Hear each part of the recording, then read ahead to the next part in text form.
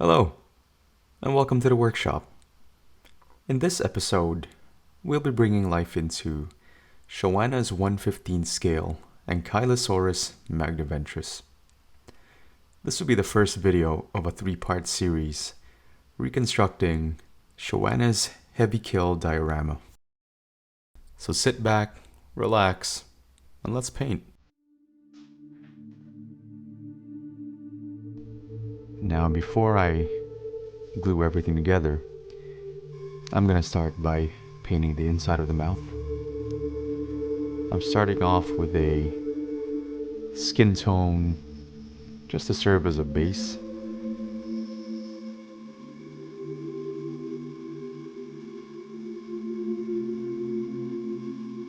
Following which, I'll add warmer pink and red tones to simulate areas of high vascularity.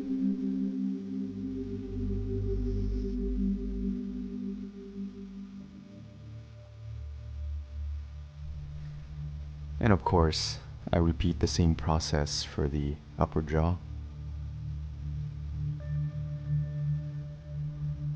And as usual, we're practicing paleo-dentistry here.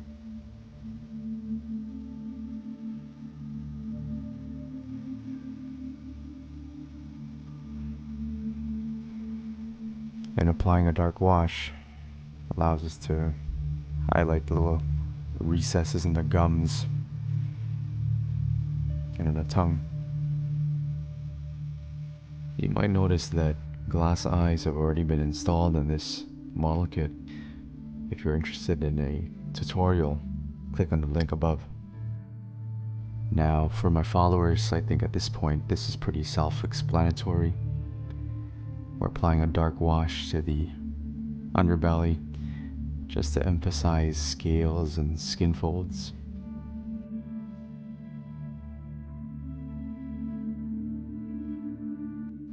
And it's always important to dab off excess paint just to keep your kit from looking too muddy and dirty.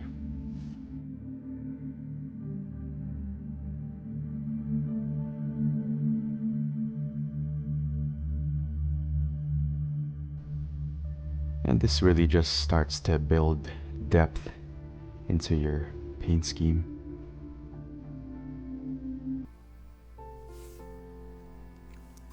And now we're applying a base coat of somewhat of a skin tone. I'm trying to veer away from white in this case. I do want to give it more of a pinkish tone in the underbelly.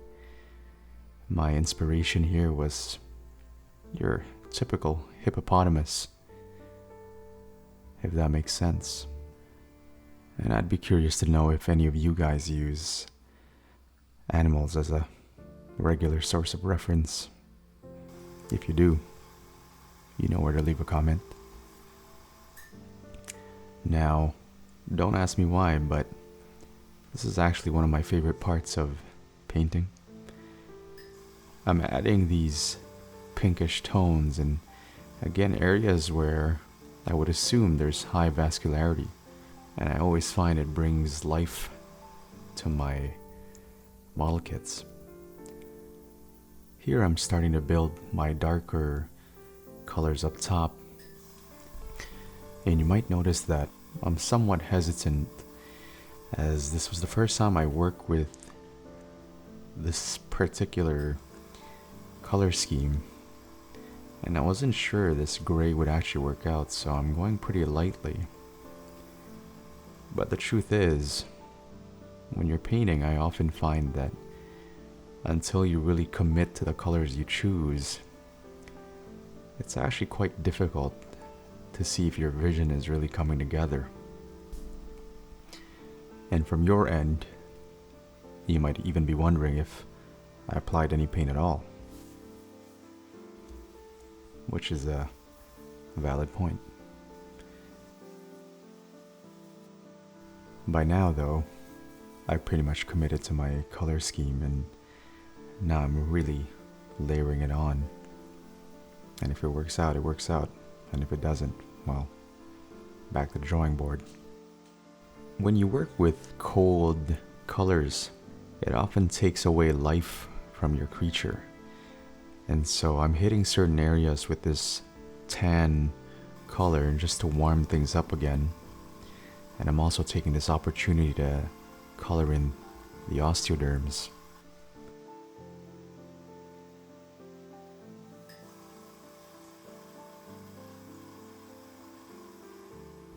Here I'm applying a dark brown mottling to really start establishing more interesting patterns onto my kit. And again, I was a bit hesitant in the beginning as I wasn't sure if this was the color I really wanted to tack on. But as I said earlier, sometimes you really just gotta jump in and commit and see what's next.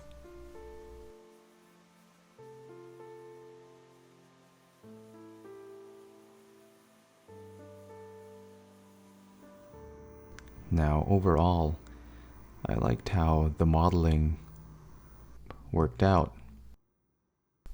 But when I look at the dinosaur as a whole, I felt that the colors had gotten too dark. And so I was scratching my head trying to figure out what the next step would be until I finally decided that by adding this bright mosaic pattern, I could preserve the modeling, but also brighten everything up a little bit. A big part of the right side of this Ankylosaurus is actually hidden by the base, which is a shame. And I could have left this bare, but I would have known. And now, you know.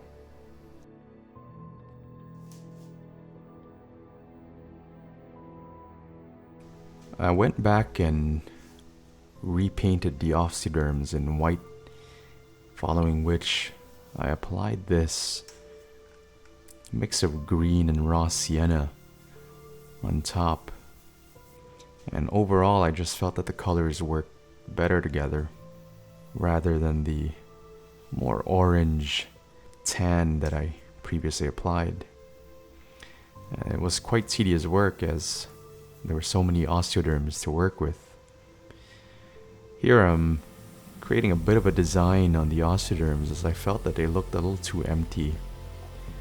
And I wanted to add a little bit of visual flair to my Ankylosaurus.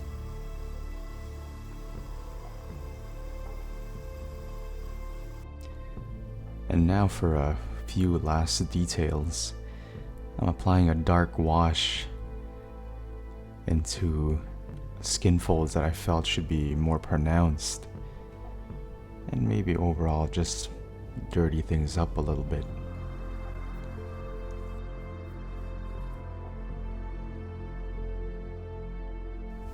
And contrasting the dark wash that I applied on the underbelly, I'm using a white wash on the carapace, you could say.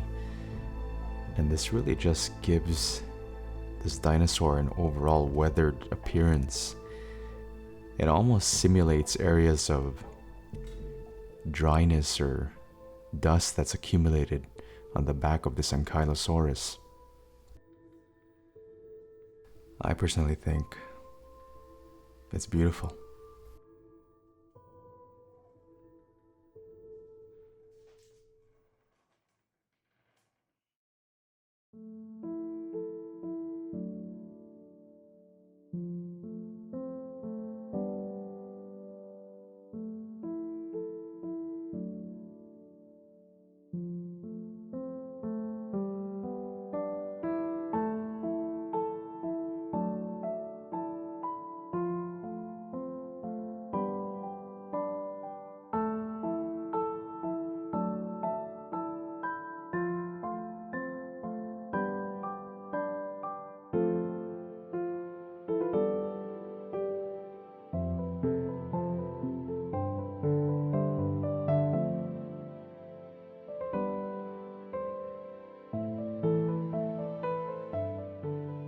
Alright guys, that pretty much wraps up this video. If you like what you saw, don't forget to like and subscribe. And stay tuned for parts 2 and 3 of this video series. You won't want to miss that. If you want more content, follow the link below for my Instagram before time.